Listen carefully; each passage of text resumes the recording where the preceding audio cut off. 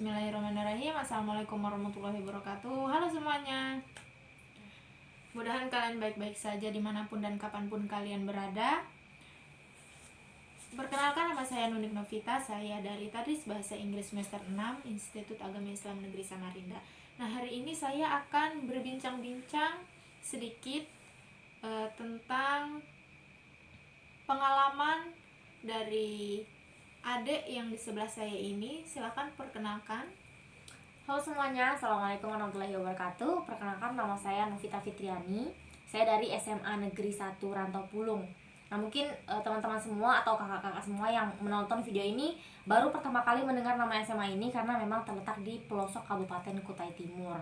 Jadi alhamdulillah saya pada tahun kemarin, tahun 2020, terpilih sebagai Duta Pelajar Sadar Hukum Provinsi Kalimantan Timur.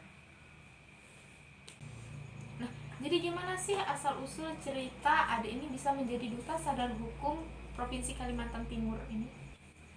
Oke, jadi awal mula saya menjadi Duta Pelajar Sadar Hukum ini karena melihat informasi ya adanya kolaborasi antara Kejaksaan dengan Dinas Pendidikan dan Kebudayaan Provinsi Kalimantan Timur, yaitu lomba yang katanya baru pertama kali diadakan di Indonesia, yaitu lomba Duta Pelajar Sadar Hukum ini. Nah, kemudian karena memang saya pada dasarnya senang untuk ikut lomba-lomba, saya tertarik nih untuk mengikuti lomba tersebut. Kemudian setelah itu saya mengajukan diri kepada pihak sekolah untuk bisa nih menjadi perwakilan sekolah saya dalam ajang ini, baik itu tingkat kabupaten dan kalau bisa sampai provinsi. Nah, seperti itu kira-kira. Baik, jadi itu merupakan salah satu awal cerita adik ini menjadi Duta Pelajar Sadar Hukum Provinsi Kalimantan Timur. Memangnya motivasi apa sih yang membuat adik ini ingin sekali menjadi Duta Pelajar Sadar Hukum Kalimantan Timur? Jadi sebenarnya untuk motivasi itu datangnya dari diri saya sendiri, Kak. Baik. Saya adalah orang yang senang gitu, menantang diri saya sendiri untuk melakukan suatu hal, apakah saya bisa melakukan hal itu. Nah, ketika saya mengetahui ada lomba itu, saya menjadi tertantang nih, kira-kira saya mampu atau enggak untuk menjadi Duta Pelajar Sadar Hukum. Nah, kemudian untuk motivasi yang kedua, ada cerita nih, Kak, dia balik kenapa saya bisa sampai ibaratnya seberjuang ini untuk bisa jadi Duta Pelajar Sadar Hukum. Jadi ada pada suatu waktu saya mengajukan diri untuk mengikuti suatu ajang tingkat kabupaten waktu itu. Tetapi pada saat itu pihak sekolah menolak saya dan pihak guru-guru pun tidak ada yang mau membina saya gitu untuk mengikuti lomba tersebut. Mungkin karena memang entah karena sibuk atau saya dianggap belum mampu. Jadi setelah kejadian itu saya berpikir, oh berarti saya harus lebih memacu diri saya sendiri, harus lebih belajar lagi dan menunjukkan kepada guru-guru saya ini bahwa setelah kejadian itu saya jadi mampu gitu Kak. Jadi motivasinya ada dua. Yang pertama karena memang saya suka ikut lomba, kemudian yang kedua adalah saya ingin sekali menunjukkan kepada orang-orang bahwa saya tuh tidak seperti apa yang mereka pikirkan. Seperti itu. Luar biasa sekali ya Kak adik Novita ini. Jadi dia mempunyai dua motivasi. Yang pertama karena dia suka challenging herself, jadi dia suka menantang dirinya sendiri untuk mengikuti sesuatu hal yang baru, dan kemudian yang kedua dia ingin membuktikan dirinya kepada orang lain bahwa dia ini bisa melakukan apapun yang ia mau dalam hal kebaikan gitu. Dalam hal kebaikan.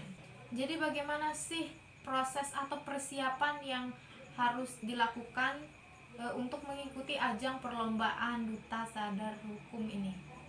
Oke, untuk prosesnya Kak, jadi pasti untuk mencapai sesuatu kita tuh akan melewati yang namanya suka dan duka.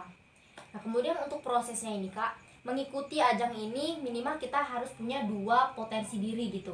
Yang pertama adalah kemampuan berbicara, kemudian yang kedua kemampuan untuk menuangkan apa yang ada di pikiran kita dalam bentuk karya tulis ilmiah.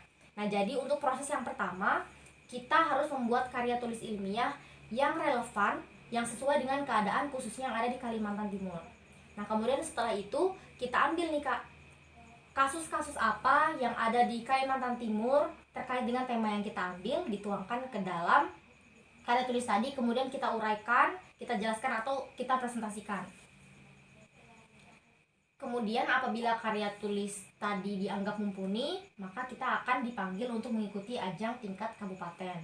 Nah, dari tahapan tersebut Kak, jadi sukanya itu adalah kita punya teman-teman baru, walaupun teman-teman yang sama-sama berkompetisi di ajang kabupaten. Di tahapan ini Kak, saya tuh tidak berekspektasi lebih karena memang ini ajang yang pertama kali saya ikutin kan Kak, di bidang hukum. Dan alhamdulillah saya mendapatkan juara satu. Dan juga pengalaman yang lebihnya, saya tuh bisa ketemu bapak-bapak dari kejaksaan dan juga dinas pendidikan di tingkat kabupaten ini, dan juga bertemu dengan banyak sekali teman baru walaupun masih satu kabupaten yang notabene-nya berkompetisi bersama-sama dari sekolah favorit dan sekolah-sekolah pelosok seperti sekolah saya ini gitu Kak. Baik, jadi untuk mengikuti ajang perlombaan ini there are many skills. Jadi ada banyak keterampilan yang dibutuhkan untuk mengikuti lomba ini. Salah satunya tadi sudah disebutkan, yang pertama ada skill writing ya, skill menulis karya tulis. Kemudian yang kedua ada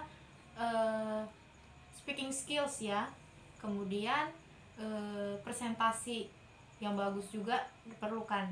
Oh ya Kak, terus kemudian ada tambahan lagi, kita juga dituntut ya, dalam tanda kutip dituntut untuk bisa punya skill tambahan, misalnya menari, menyanyi, entah itu tari tradisional atau tari modern, yang mana itu kita tampilkan sebelum kita presentasi. Jadi di ajang ini tuh nggak melulu tentang hukum saja gitu loh Kak, ada skill yang harus kita tunjukkan kepada juri-juri bahwa generasi sekarang ini harusnya memiliki lebih daripada satu potensi gitu untuk ditunjukkan kepada dunia gitu Kak. Baik, itu benar sekali kata kakaknya, karena kita tidak boleh berpacu hanya dalam satu skill, dua skill saja, tapi kita harus mempunyai beberapa skill yang lain. Mungkin skill writing, speaking tadi, presentation, kemudian mungkin menari atau menyanyi dan sebagainya mungkin ya. Nah, tadi kita sudah mendengar ya dari kakak ini tentang sukanya. Kemudian kalau untuk dukanya sendiri itu bagaimana Kak? Mungkin ada sedikit, pastilah ada sedikit tentang dukanya, bagian tersulitnya mungkin saat prosesnya. Ya oke. Untuk dukanya ya Kak, mengikuti suatu kegiatan pastinya kan kita harus bersedia capek, harus sedia lelah, sedia berusaha gitu. Jadi untuk saya sendiri persiapan menuju ke provinsi itu kurang lebih selama 3 bulan. Nah 3 bulan ini yang kita korbankan ini ada banyak Kak, entah itu waktu, tenaga. Kemudian kita juga harus izin untuk tidak ikut pelajaran di sekolah karena harus mengikuti seminar misalkan untuk menambah ilmu persiapan kita ke provinsi. Jadi selama 3 bulan ini Kak, saya melakukan beberapa kegiatan untuk menunjang informasi atau menunjang ilmu saya ketika nanti saya di provinsi. Seperti yang pertama, saya mengunjungi instansi-instansi publik yang ada di Kecamatan Natupulung, kepolisian, kemudian TNI, puskesmas, kemudian pemerintah dan lain sebagainya, dengan harapan dari situ saya mendapatkan banyak informasi. Selain ke instansi publik, saya juga bersama rekan saya itu Kak pergi ke tempat-tempat yang danger, yang berbahaya, untuk menunjang nih, karena kita mengangkat suatu kasus pasti kita butuh bukti kan Kak. Nah jadi waktu itu saya pergi ke tempat di mana banyak terjadi kenakalan remaja seperti minum minuman keras, kemudian ngomix, merokok, berpacaran dan lain sebagainya. Kami ke tempat itu, kemudian kami dokumentasikan apa yang ditemukan, dan itu menjadi bahan yang kita bawa ke tingkat provinsi. Kemudian capek yang selanjutnya adalah dikejar-kejar guru mata pelajaran Kak, karena kita ketinggalan pelajaran, ketinggalan tugas, akhirnya tugas menumpuk dan itu jangan sampai kita lalai, kita harus tetap mengerjakannya. Jadi kita harus memang dituntut untuk siap memposisikan diri di dua situasi. Yang pertama belajar formal seperti biasa di sekolah, mengerjakan tugas, mengerjakan PR, ulangan dan sebagainya, dan juga harus tetap profesional untuk mengikuti lomba mata pelajaran ini. Begitu Kak.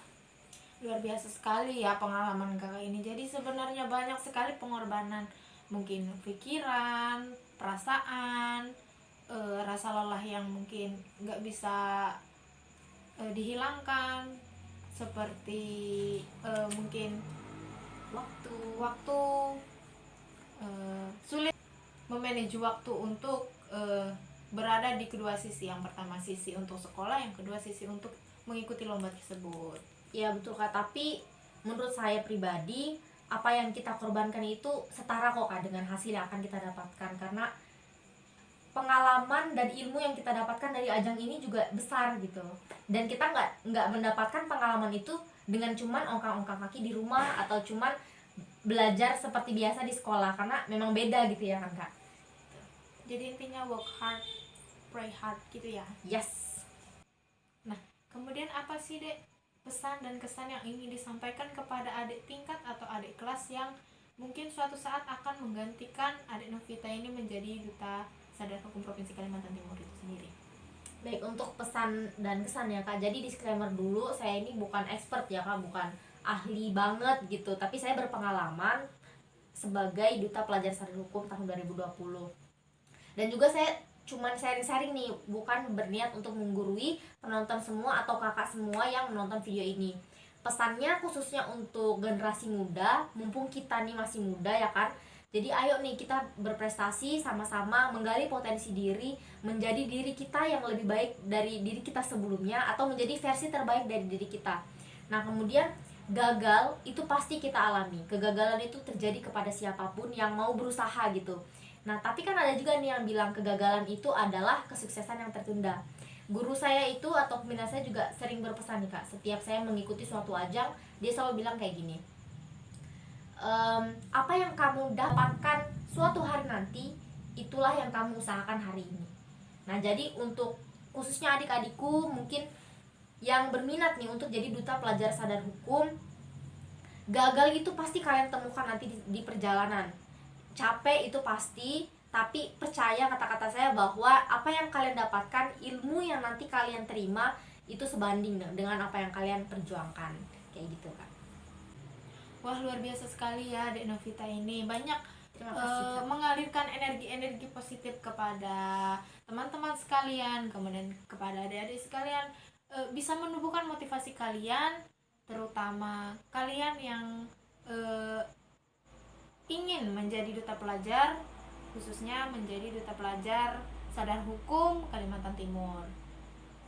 Jadi hari ini kita mendengarkan banyak sekali pengalaman-pengalaman yang sudah diceritakan oleh Kak Novita ini. Dalam waktu yang singkat ini, mungkin sampai di sini saja.